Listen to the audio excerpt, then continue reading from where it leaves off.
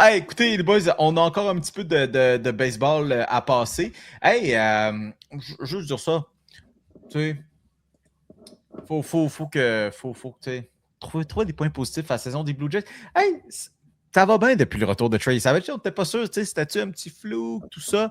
Tu sais, il a lancé quoi, 13 manches? Tu sais, sa moyenne de points mérités est en dessous de 1, ben à côté. Là. Je pense qu'elle est genre à comme 70 ou un affaire de même. Là. Tu sais, ça se garde du côté de Trey Savage. Messieurs, la saison des Blue Jays, je ne dis pas si elle est sauvée, mais Trey Savage qui passe des bons moments en soir depuis son retour. Là. Ben écoute, tu prends tout le positif qu'il y a dessus. Hein. Trey Savage arrive. Oui. Kazuma Okamoto, petite excuse un peu, je pensais pas que ce gars-là allait avoir un tel impact au troisième but, puis il allait vraiment comme bien s'adapter comme il fait présentement dans la MLB en Amérique du Nord, mais honnêtement, quel coup de génie de la part des Jays d'avoir été chercher ce gars-là. Je suis impressionné. Honnêtement, c'est peut-être un peu ma surprise de cette saison-là. Puis, je pense que tu rajoutes Trey Savage là-dessus. Mais tu sais, t'es pas toujours sûr, hein? Tu enlèves un peu les blessures. Ouais. Avec les talents japonais, t'es jamais trop sûr. Mais bon, Trey Savage, ça va bien, Félix, mais tu sais, regarde. À date, personne ne s'en va chercher les Yankees, là. Les Rays qui ne perdent juste plus, man, c'est insupportable. Les Rays sont insupportables, man. Les Yankees ont gagné, si je ne me trompe pas, c'est genre 13 en 16 matchs. Là, on vient de se faire balayer, mais je pense que c'était comme 13 de leurs 16 derniers avant ça. Les Rays les ont suivis victoire pour victoire, man, ils sont insupportables. Mais bref, je reviens un peu à Savage parce que moi, c'est à lui que j'ai des excuses à faire. Avant le début de la saison, j'avais des doutes sur Savage. J'en ai parlé sur le show ici. Je faisais partie des sceptiques dans le sens où je croyais qu'on allait avoir quand même une... Le faire en série, c'est une chose. Le faire sur une saison complète, c'en est une autre. Puis, écoute, avec le temps, je pense encore que les frappeurs vont finir par s'habituer parce que lui, ce qui est vraiment spécial avec lui, c'est qu'il laisse la balle quitte son bras très, très haut par rapport aux autres lanceurs de l'équipe. Puis, éventuellement, on va finir par s'adapter à ça. Là. Je veux dire, ça ne durera pas pour toujours. Mais on avait tellement besoin que Savage revienne et performe à ce niveau-là.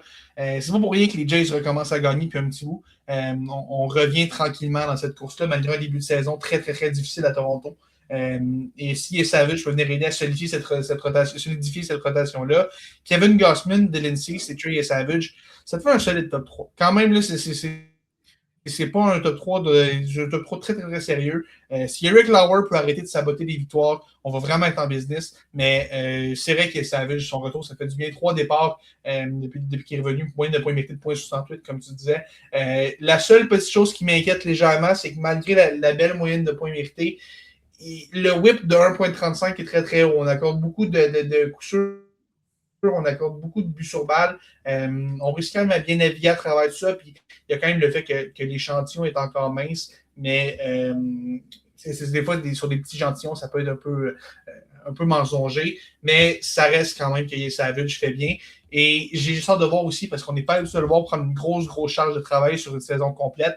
Le fait d'avoir manqué un mois risque un peu contre-intuitivement de l'aider à bien gérer ça. Mais je me demande, est-ce qu'il va manquer de gaz en fin de saison? C'est souvent le cas des jeunes lanceurs, des fois, qui manquent. C'est comme Félix, comme tu disais, Félix, le faire en saison régulière, c'est une chose comparativement le faire en série. 162 matchs, puis 6 mois, on était de temps, c'est long. Là. On sait à quel point c'est un grind, une saison de baseball. Mais honnêtement, je me dis que si t'es les Jays, t'es dans une autre division, on n'aurait peut-être pas le même discours. Mais tu sais, ça revient à chaque année. C'est tout le temps la maudite Est de l'américaine qui est absolument pas tuable. Puis il fallait en plus que les Rays se rajoutent pour être une équipe encore bullshit cette année. Là. Je t'ennuie, là. Je t'ennuie des hosties. Leur pitching est tellement bon, man. Je veux dire, ils ont beau m'écœurer, mais leur pitching est tellement bon. Je veux dire, ça n'a aucun sens. Ben, écoute, hein, c'est presque le genre de l'alignement qui peut remporter une série mondiale. En tout cas, moi, je fais juste dire, Félix, on n'avait pas un pari depuis le début de la saison? Non. Pas du tout, même pas sûr que écoute, Junior Caminero, moi, je trouve que ça va bien. Là, ces temps-ci, là. Ça va bien, c'est une belle petite séquence. C'est vrai. 35, c'est là, mais 35 est plus que possible. On est déjà rendu à 11, là. Je le crois, ça va très bien pour lui. D'ailleurs, c'est claqué un coup de circuit là, ce soir contre tes Red Sox, pop. Mais bon, regarde, on parle pas de tes Red Sox. Ça compte pas. Ceux contre les Red Sox compte pas. Ouais, c'est vrai. Si tu joues contre Houston et Boston, ça compte pas. Littéralement. Ça compte pas. Trop facile. C'est vrai. C'est vrai. Hey, bien sûr, l'année dernière, on a fait un peu comme le deuil de cette équipe-là, hein, les Braves. On était plus sûrs. Ça se blesse comme ça se peut pas. Puis, tu sais, quand tu fais juste accumuler les blessures, tu sais, c'est comme bon. Que faire de cette équipe-là? Puis finalement, on aurait eu à faire nous-mêmes. Ils sont allés nous les prouver nous-mêmes. Messieurs, je pense que on n'a pas vraiment parlé des Braves sur cette émission depuis le début de la saison, mais tranquillement, pas vite. Non seulement ils reviennent d'une séquence où ils ont battu les champions en titre des Dodgers, 2 fois, là? 2 fois. 7-2 les 2 fois. 7-2 les 2 fois. Puis ça les amène non seulement son premier dans la nationale, toute division confondue, mais ils mènent l'Est en ce moment par 9 matchs. Merci les Mets de New York d'être un complètement shit show à chaque fois qu'on pense croire en eux. Mais à chaque fois, on va sortir la photo de Bo Bichette sur le banc, mais cette photo-là sera jamais pas drôle.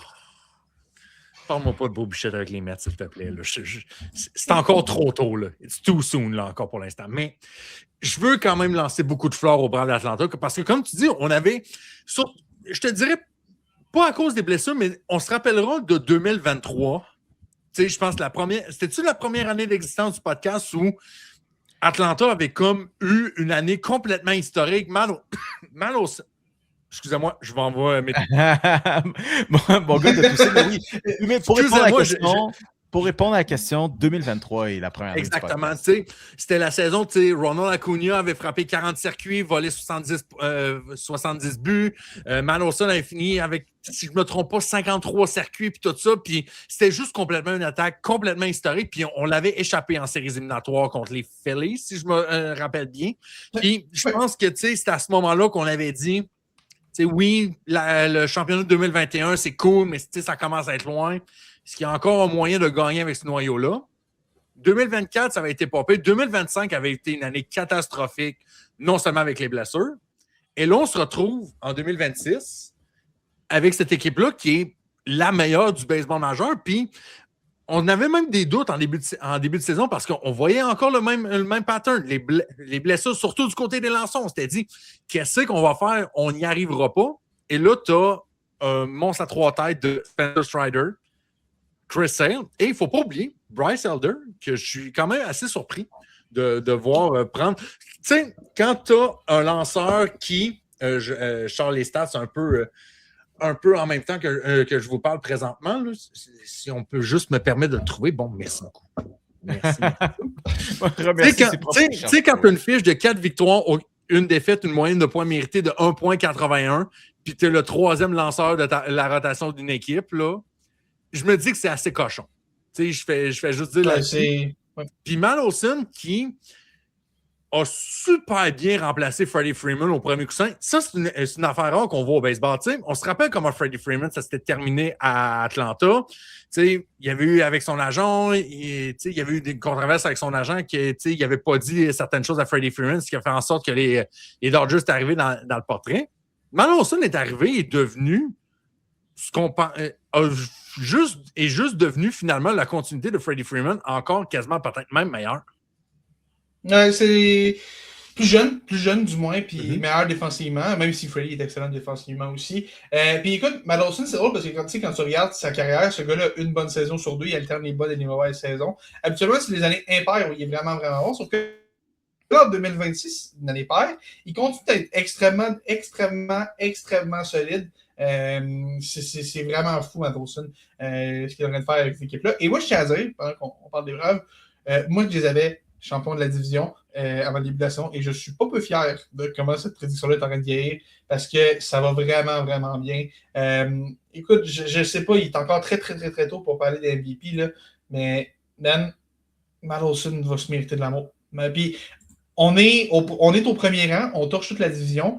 Ronald Acuna, n'a pas une grande saison et il est blessé en ce moment. Il n'est même pas là.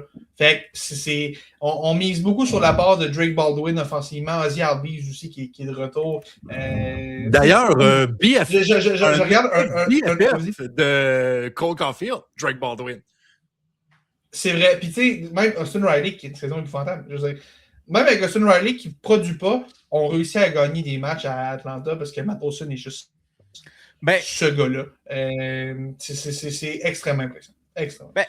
Écoutez, regarde, c'est le quart de la saison. On peut sortir des prédictions de quart de saison. Puis, tu sais quoi, Félix, tu veux MVP, vas-y. Tu peux le donner comme prédiction ou à date après un quart de saison. C'est ton MVP. Félix, tu as le droit. Tu peux t'assumer. Faudrait que je pense. Ouais, j'ai envie de dire que Matt Olson serait mon choix. Mais fais juste imaginer comme organisation, tu sais, depuis 2011, depuis 2011, Atlanta, leur joueur de premier but, ça a été Freddie Freeman puis Matt Olson. Tu sais, quand on parle de stabilité puis d'excellence dans un club, là, tu sais, je pense que ça répond à merveille. Mais je sais pourquoi, Félix, t'hésites un peu à nommer Matt Molson. Matt Molson,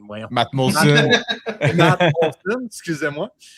On se rappellera que sa fameuse saison 2023, où il avait fait 54 circuits, soit dit en passant 54, et 139 points produits, avait même pas été finaliste pour l'MVP en 2023. Félix a des séquelles. D'ailleurs, Félix, en parlant de MVP, comment va Cal Raleigh? Oh, tu veux parler sur Cal Raleigh tout de suite? Allons-y. Oh, que c'est As-tu vu sa moyenne au bâton? Avez-vous vu sa moyenne? C'est pas facile pour Cal Raleigh, man. C'est vraiment pénible. Ce gars-là est au cœur d'une séquence de 0 en 29, 13 rétro au bâton. Sa MPP, la moyenne de présence sur les sentiers et de puissance, à 580, c'est une des pires de toute l'américaine. Oui, il y a quand même quelques circuits cette année. Là, je veux dire, ça reste un gars qui a de la puissance, mais tu regardes la saison de Cal Raleigh en ce moment, là, puis tu dis, oh boy, qu'on a des problèmes à Seattle. C'est un war négatif pour Cal Raleigh en ce moment. Pour lui qui était candidat au MVP l'an passé, qui selon plusieurs, aurait dû le gagner. Pas selon moi. Mais tu sais, c'est 7 circuits, c'est pas fou. C'est correct. Un OPS+, l'OPS+, pour ceux qui sont moins familiers avec cette statistique-là, ça sert à mesurer la MPP dont je parlais tantôt, mais on le ramène on le normalise en fonction du stade puis en fonction des lanceurs affrontés. Un frappeur qui a 100, c'est un frappeur moyen. En bas de ça, c'est un frappeur en dessous de la moyenne. Cal Raleigh est à 66. C'est vraiment mauvais. C'est vraiment mauvais quand tu as 66 et que tu es supposé être un des meilleurs frappeurs du baseball majeur. On est très loin du gars qui a fait 60 circuits l'an dernier. C'est plutôt un gars qui ramasse des retraits au bâton à la tonne. Puis, ça a toujours été un gars qui a beaucoup de retraits au bâton, mais l'an passé, ce qui a été une grande force de Cal Raleigh, c'est qu'on a été capable de développer les buts sur balle. Et là, cette année, pas du tout. Il se fait beaucoup plus retirer au bâton que de buts sur balle. Et en ce moment, on est vraiment loin du gars qui a été finaliste au MVP l'an passé. Et c'est fou à dire, mais on est vraiment en train de se demander, est-ce que ce gars-là était un one-hit wonder? Est-ce que c'était une année, puis ça va redevenir un gars ordinaire, qui était pas mauvais avant, là, mais c'était un gars de 30 circuits, moyenne de 220 et tout. Est-ce que c'est plus ça Cal Raleigh? Est-ce que c'est plus ça? Puis de plus en plus, je pense que c'est une question qu'il faut se poser. Je me demande si on va revoir Cal Raleigh atteindre ne serait-ce qu'une fraction de la forme qu'il y avait en 2025, parce que vraiment, on ne pourrait pas être plus loin de ça. L'an passé, d'ailleurs, pour l'OPS+, je reviens vite, vers ça, mieux je laisse y aller. L'OPS+, je reviens parce que je l'ai devant moi maintenant. Là, je parlais comme quoi il était à 66 cette année. L'an dernier, il était à 168. Ça démontre quand même un bon swing. Mais tu sais, le baseball, ce n'est pas qu'un jeu de hasard non plus, mais tu sais, quand les étoiles s'alignent souvent, tu sais, quand tu le sens que tu es capable de faire, quand tu frappes un moment, quand tu entres un flow state. Yep. Ben, toi, Mio, qui aime le basket, c'est la même chose pour les tireurs, les point guards, les shooting guards à 3 points. On dirait que quand tu as 30, là, puis c'est fluide, c'est smooth, puis tout ça, puis c'est ça un peu, puis je pense qu'il y a aussi un peu de pression, là, on savait qu'il n'allait jamais refaire 60 circuits l'année suivante, mais tu aurais pu penser, un 40, peut-être, même un 50 à la limite, là, peut-être. surtout que Seattle, on a besoin d'offensive. Puis, je pense que cette régression-là aide pas beaucoup les Mariners qui sont en bas de 500 au moment où on se parle. Les Aces qui sont, j'avais oublié, mais les Aces qui mènent cette division-là, les Aces d'Oakland, 100%. Ouais. Et je ne vais pas dire Sacramento. Ne me forcez pas à donner raison aux Aces. Je ne leur donnerai pas raison. Mais pour finir ce rally, on dit, OK, c'est pas 60 circuits. OK. Tu sais, 40, tu le prendras à maudit quand même, hein, ton 40. Ben, tu sais, on a dit qu'au quart de la saison, 7 circuits, 28. 28. Ben, c'est à peu près, avant la saison 2025, c'est à peu près ça qu'on pouvait s'attendre de Cal Raleigh.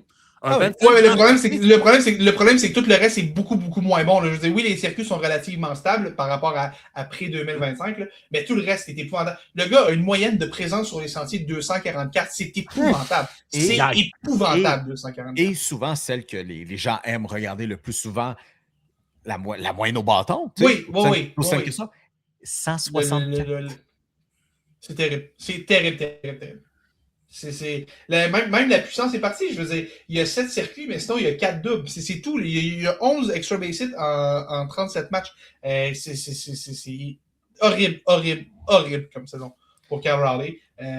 Écoute, au moins, il y a quand même un certain impact défensif, mais il est tellement mauvais défensif. Puis encore là, son impact défensif vient d'être nerf avec le ABS Challenge qui est arrivé cette année. Ben, je veux dire, ça reste quand même... puis ça, je trouve que oui, effectivement, la valeur des receveurs défensifs est légèrement diminuée, mais tu sais, ça reste quand même qu'il y a une place pour ça, puis un vrai bon receveur défensif, tu vas voir une différence par rapport à un gars qui ne l'est pas. Mais son apport offensif est tellement mauvais qu'il ne contribue même pas pour ses contributions défensives en ce moment. C'est extrêmement difficile de justifier le moins de respect envers Cal Raleigh pour cette saison 2026. Mais, écoutez, messieurs, puis même vous à la maison, là, vous êtes nombreux sur Facebook. Vous savez quoi? On a dépassé le 1500. Merci beaucoup vraiment de passer sur Facebook. Puis, passer par là, puis après ça, de venir écouter le show. Bienvenue déjà de 1. Yes. Mais continuez à participer au Petit Grandon sur Facebook. On vous donne une petite question sur le Canadien ou sur le hockey, puis vous êtes nombreux à nous donner des réponses, mais en plus des réponses passionnées.